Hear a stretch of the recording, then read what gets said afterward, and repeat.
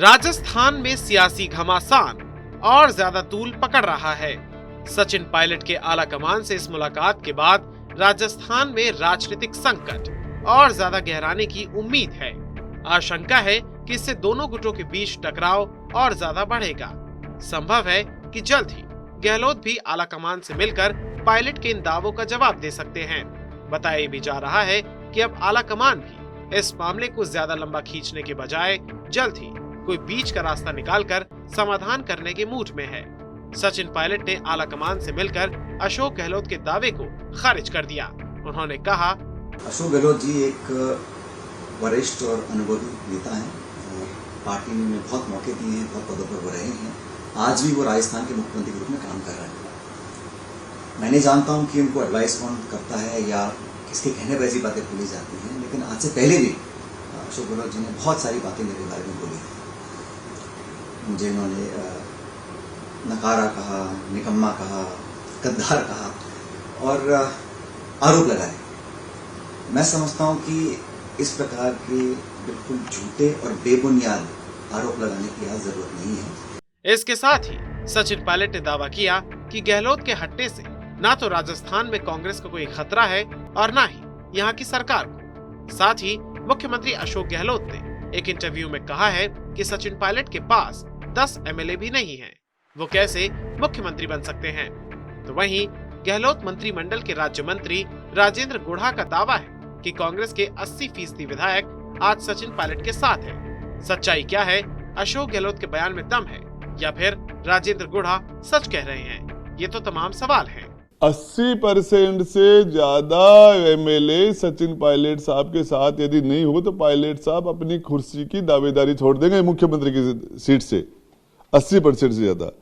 और ये 1 to 1 कराने में शुरू से क्यों पीछे हट रहे हैं? एक ऐसी कौन सी बस है जिसके अंदर 92 विधायक आ गए? आप मुझे बताइए, 52 सीटर से ज्यादा कौन सी बस थी इनके पास जिनके अंदर 35 एमएलए तो हमारे साथ बैठे थे, 15 एमएलए थे ही नहीं, 50 तो ये हो गए, 92 इनके पास हो गए। एमएलए हैं कितने इनके पास? अब पूछना चाह रहा हूं कि उसके अंदर ये 92 बता रहे हैं। आज पायलट साहब के साथ जो चार्टर प्लेन से गए हैं वीरेंद्र जी, दातारामगढ़ के विधायक, वाजिब अली जी, खिलाड़ी बैरवा जी, वो 102 में थे, आज वहां क्यों बैठे हैं? 10 की बात कर रहे हैं। उस दिन ये 25 तारीख को दिया मदेरना जी कहां थी? कुंदर साहब कहां थे? परशुराम मोरदिया जी कहां थे? खिलाड़ी बैरवा कहां था? गिरिराज मलिंगा कहां थे सारे लोग? रघु शर्मा जी कहां थे? तो आपको लगता है कि 102 विधायकों का जो पूरी तरीके से जो समर्थन है वो मुख्यमंत्री अशोक गहलोत के पास में है? मैं भी उस 102 में हूं। तो आप उनके साथ हैं? हाँ, मैं सचिन पायलट साहब के साथ। तो अचानक से जो मूड बदल रहा है, विधायक जो है लगातार अपना पाला बदल रहे हैं, तो क्या उसका कारण मुख्यमंत्री अशोक गहलोत हैं या सचिन पायलट?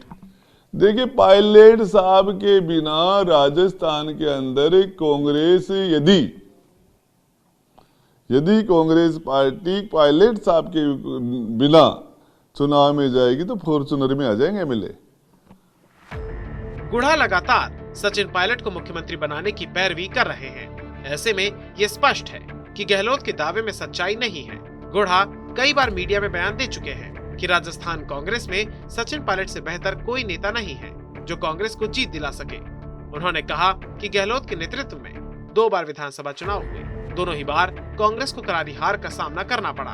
अगर 2023 के चुनाव में भी गहलोत का नेतृत्व ही रहा तो कांग्रेस की खैर नहीं। यही नहीं, खिलाड़ी लाल बैरवा भी जुलाई 2020 में अशोक गहलोत के गुट में शामिल थे और 34 दिन तक बाड़ेबंदी में भी रहे।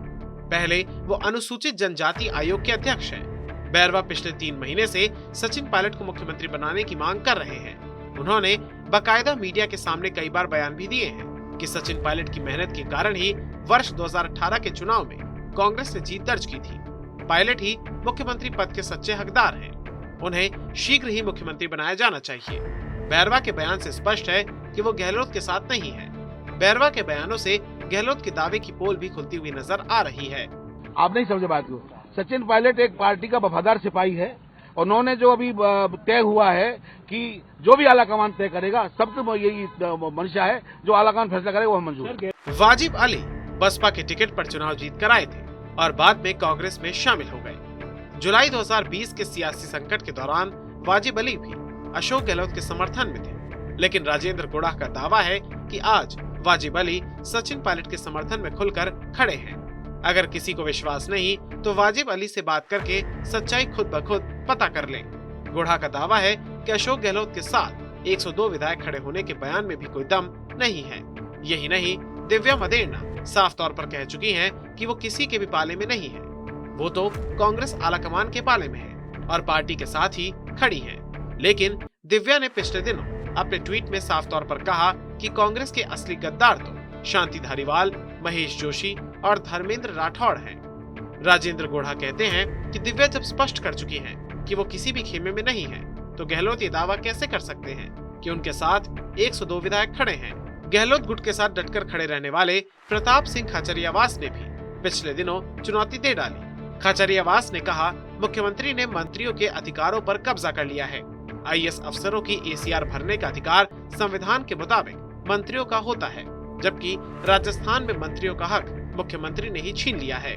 पिछले दिनों सचिन पायलट ने खाचरियावास के आवास पर जाकर मुलाकात की थी। उसके बाद खाचरियावास ने कहा कि उनके और पायलट के बीच कोई मतभेद थे, वो अब दूर हो चुके हैं। राजेंद्र गुढ़ा का कहना है कि खाचरियावास भी अब गहलोत के पाले में नहीं है, तो गहलोत जी 102 विधायक होने का झूठा दावा क्यों कर रहे हैं।